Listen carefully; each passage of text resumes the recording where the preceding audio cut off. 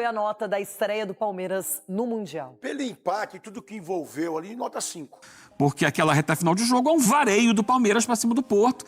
Muito bem, pessoal, bora conferir toda a repercussão do empate do Palmeiras para cima do Porto, né? O Verdão, que jogou muita bola aí, provou que os times brasileiros sim pode bater de frente com os times europeus, né, galera? Então bora conferir toda a análise aqui com Renata Fã, Cicinho, Ronaldo, Edu Dracena e companhia, trazendo todas as informações do Verdão e também fazendo análise aí dessa grande partida do Palmeiras, galera. Então, sem mais delongas, bora pro vídeo.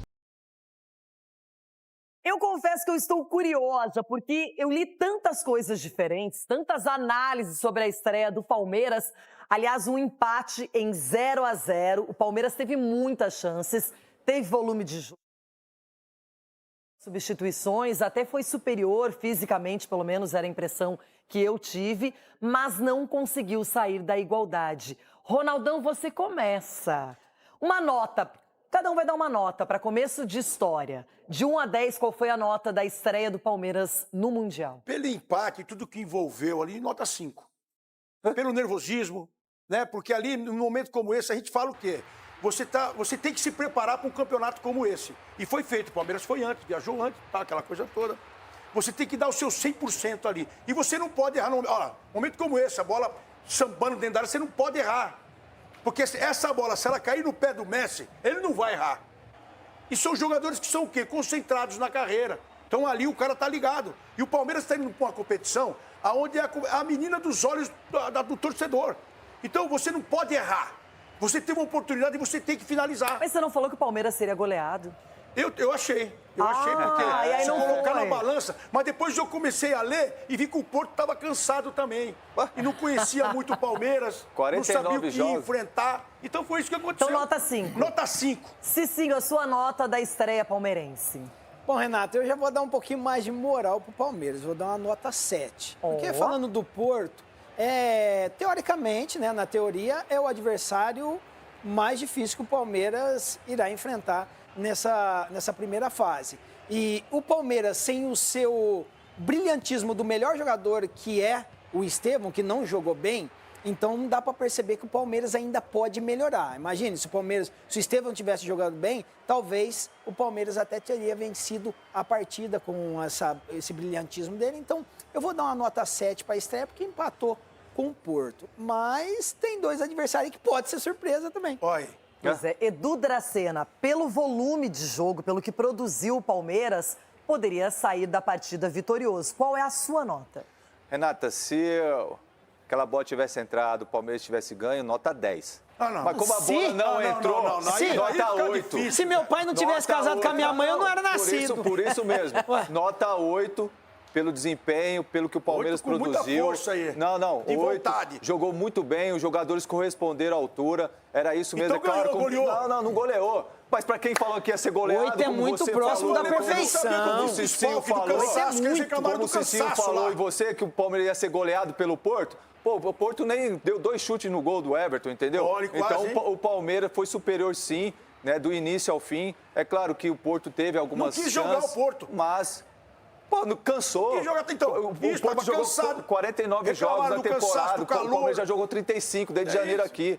Então eu vejo assim, o Palmeiras, pela estreia, o nervosismo, alguns jogadores realmente sentiram sim, mas é normal, né? Quem nunca sentiu numa estreia, principalmente no Mundial. Então o Palmeiras não é experiente, não é campeão mundial, já foi 18 vezes. Potencial de melhora para o segundo jogo muito grande. Eu daria uma nota 7,5 entre o Edu e o Cicinho.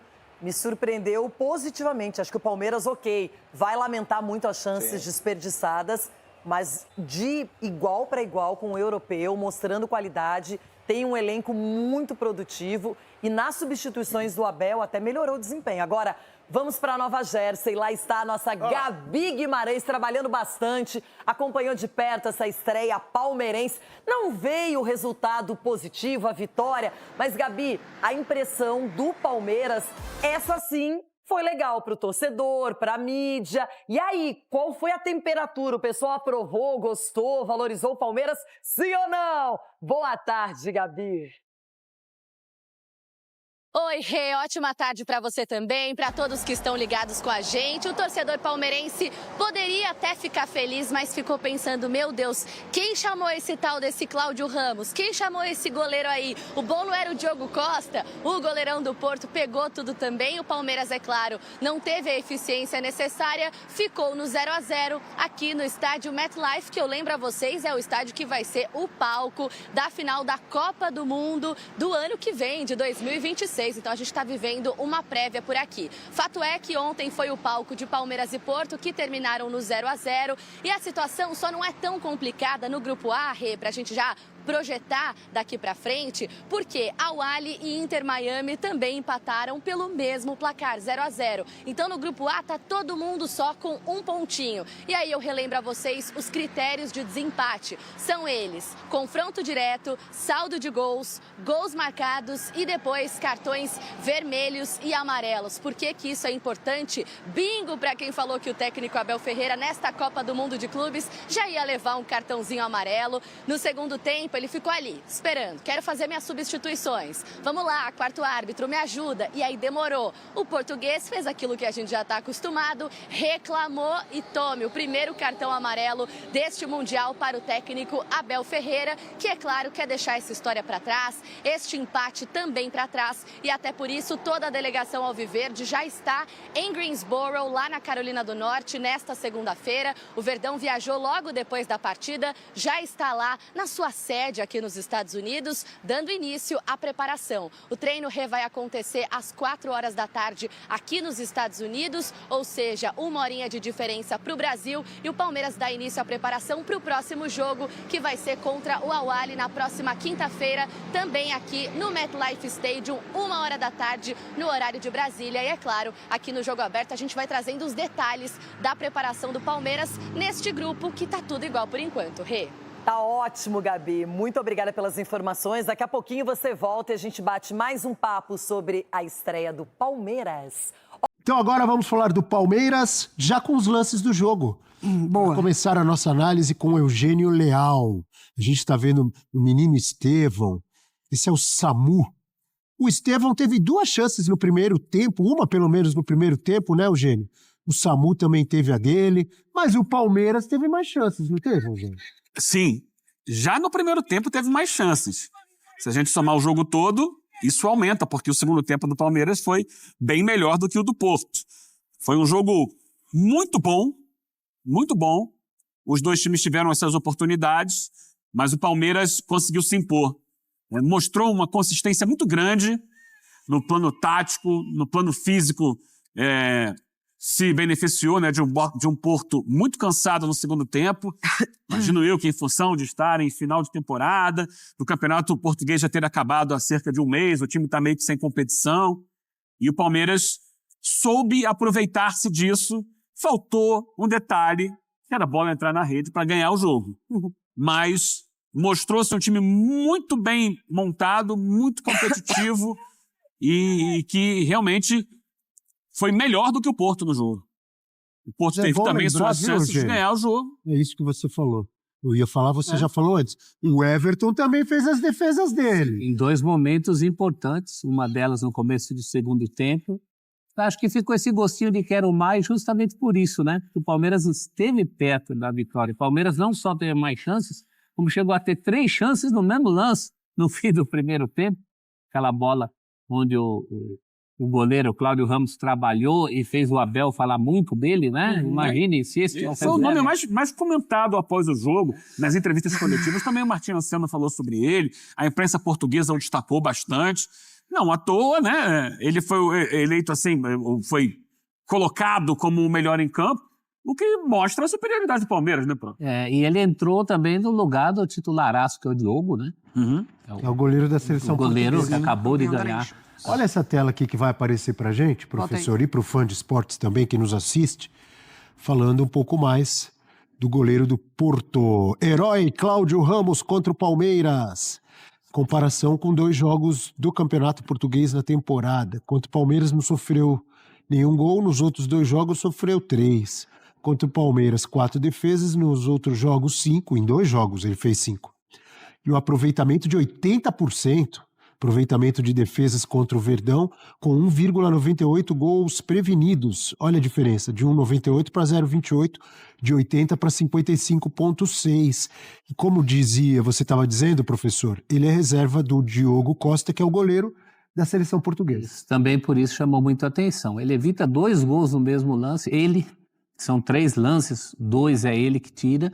Um deles acha até que aquele tapa, ele nem precisava ter dado aquele tapa mais para o meio, mas enfim. Mas ele dá aquele tapa justamente para o rebote não cair no pé do jogador do Palmeiras. Mas é um tapa muito forte que a câmera de podia trás. ter comprometido ali. Mas enfim, foi uma atuação ótima. Alguns amigos palmeirenses em grupos de WhatsApp, eu tenho grupos de WhatsApp com amigos palmeirenses. Ótimo, você é um cara democrata. Eles falavam muito dessa questão do Palmeiras. Alguns amigos colocaram, jogou como nunca e perdeu gols como sempre. Essa questão da falta de efetividade no ataque. Eu tenho a impressão que isso não vai atrapalhar nos 2 próximos jogos. Palmeiras é um time superior tanto ao Inter Miami, em relação ao Inter Miami, quanto em relação ao Al-Ahly. Agora também não pode abusar de perder gol, né? Foi o que aconteceu em relação ao Al-Ahly contra o Inter Miami. Deixou de ganhar o jogo no primeiro tempo. É preocupante se não resolver essa questão da efetividade. Contra um adversário até superior. Vimos que os 2 times têm goleiros muito bons, hein? Então essa coisa do nervosismo, do gol não sair, acho que isso é a única coisa que pode atrapalhar o Palmeiras nessa caminhada no grupo. Nesse lance aí, que é no finalzinho do primeiro tempo, foi o Richard Rios e o Maurício. E o Estevão no começo. A bola ia voltar nos pés. Já de é o primeira Richard do Rios. Rios, ele tira para não rebater justamente no pé do Rios, que para mim foi o melhor jogador da partida, o Também Richard acho. Rios. Pisou muito na área. É um volante ali que ele consegue desarmar, já progredindo com a bola, acho o melhor ali da posição do Palmeiras. Para mim, o time melhora com a entrada do Paulinho e do Alan, e para mim teria melhorado ainda mais se o Abel mantém o Estevão. Para mim, o Veiga não influenciou tanto depois que ele entra, assim. E o Estevão teve boas oportunidades no primeiro tempo, né? 2, uma que ele chuta da entrada da área para fora, aí não teve participação do goleiro, e a outra no contra-ataque que ele entra pelo lado esquerdo, não é nem o goleiro, se não me engano, é o zagueiro que tira. Exatamente. Parecia que o Estevão ia chutar cara a cara, que ele tinha deixado já o zagueiro para trás, o zagueiro, assim, um esforço absurdo, né? Consegue se recuperar e tira, mas foram 2 boas oportunidades. O Estevão não foi efetivo, mas estava criando perigo. E para mim, não era... Ele criando essas oportunidades, para mim, não num lugar que ele rende mais, que é do lado esquerdo. Então, essa é a grande novidade do jogo, né? Pois é, eu não gostei. Ele ficou muito ali travado do lado esquerdo. Eu acho que quando o Abel pensa nas substituições, poderia ter pensado já deslocando o Estevão para a direita. Ou mais centralizado, né? Se você entra com o Alan ali pela direita e o Paulinho pela esquerda, você deixa o Estevão mais centralizado. Você acha que ele tirou pensando em melhorar o time tecnicamente, ou que o Estevão não estava rendendo o que ele queria, ou porque o Estevão estava cansado? Estava cansado. Eu acho que foi cansaço. Eu acho que primeiro, sobre o Estevão. Eu não vi se alguém falou sobre isso. Não, ele não falou. Ninguém falou. Então não dá para ter certeza, mas imagino que foi por cansaço. Mas é porque ele ficou muito sobrecarregado lá na frente, né? Se você coloca o Paulinho e o Alan, você pelo menos equilibra um pouco. Eu não gostei de quem saiu, mas eu gostei de quem entrou. Os que entraram, o Veiga, Paulinho. Eu achei que o Veiga o Palmeiras tem essa ficou escondido. Boa. Eu achei assim, primeiro, essa é uma das novidades que o Abel preparou, foi o Estevão pela esquerda. Ele começa pela direita, ali por volta dos 35 do primeiro tempo, ele inverte com o Maurício, e pela esquerda ele cria uma posição que ele não joga normalmente, né? Normalmente joga pela direita, começou a jogar um pouco mais por dentro, mas não pela esquerda. E eu gosto, você sabe que eu gosto de canhoto pela esquerda. Ele quase fez o gol naquele lance. Quase fez o gol naquele lance. Uma bela invertida de bola foi do Richard Rios, né? Rios, foi. Uma bela invertida de bola do Richard Rios. O garoto que perdeu a bola, o Rodrigo Mora. Uma jogada individual que ele já tinha driblado 2, foi querer driblar mais um em vez de tocar, perdeu a bola e o Richard Rios mais lançamento. Jogador. Uma grande jogada do Palmeiras. Então, eu acho que aí é uma surpresa para o adversário. O que o Estevão está fazendo aqui desse lado? Ele nunca jogou aqui. E isso, durante o jogo, confunde ainda mais, porque se já começa ali, do início o técnico já está vendo, já pode... Agora, você troca no meio do jogo, já gera uma situação. Eu acho que as substituições do Palmeiras no segundo tempo foram de plano físico. Para aproveitar o momento em que o Porto naturalmente iria cair de produção, no aspecto físico, e aumentar a pressão lá em cima. E eu acho que dentro disso funcionou muito. Porque aquela reta final de jogo é um vareio do Palmeiras para cima do Porto e passa pelas substituições. O Alan entrou bem, é claro que... O Alan entrou muito bem, tem uma finalização ali. Tem uma falta mal marcada. Olha essa tela aí, Eugênio. Essa tela mostra justamente o posicionamento médio, né, das ações com bola depois dos 65 minutos, que foi quando o Palmeiras começou a fazer substituições. O Palmeiras, todo ele no campo de ataque, veja, só fica o Gustavo Gomes ali como o último homem na altura do círculo central, e o resto vai todo mundo para cima. Você abre de um lado o Alan, você abre do outro lado o Piquerez, você deixa o Flaco Lopes mais como referência na área, e todo mundo ali trabalhando para pressionar o Porto. Esse é o posicionamento médio nos últimos depois dos 65 minutos, né? Nos últimos 25 minutos de jogo ali. Enquanto o Porto, do outro lado, bem retraído, Mas é que você vê que o jogador mais avançado está na altura do meio de campo. Quando fisicamente o Porto também cai muito de produção. Sim, mas esse é o retrato da blitz final do Palmeiras. Sim, ele aproveita, né, da condição do adversário. Mas ele também trabalha para isso. Por isso eu falo, as substituições que foram feitas para dar força ao Palmeiras, intensidade na frente, porque, Abel, cada vez mais no futebol, a gente precisa entender que hoje o momento sem a bola é tão importante quanto o momento com a bola. A gente só olha o jogador com a bola.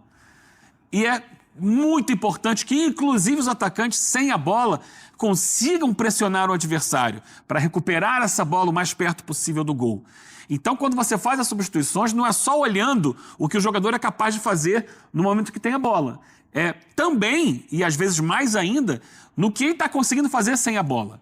Por isso, essas trocas todas feitas ali para dar mais pressão, dar mais intensidade, dar mais volume ofensivo. E o Palmeiras acaba não conseguindo fazer o gol da vitória, chega perto disso. Muito perto. Tem cabeçada na trave, por exemplo, do Murilo. Mas é um final de jogo em que o Palmeiras, ele encurrala o time do Porto. Então é isso aí, né, galera? O Palmeiras simplesmente amassou o time do Porto. Pena aí que o time do Palmeiras perdeu gol demais, muito gol bobo ali, né? Alguns ali, o Palmeiras poderia ter feito gol, né? Agora vamos ver que com o Abel vai decidir, né? Que fazer com o Palmeiras aí para melhorar esse ataque e conseguir fazer os gols, né?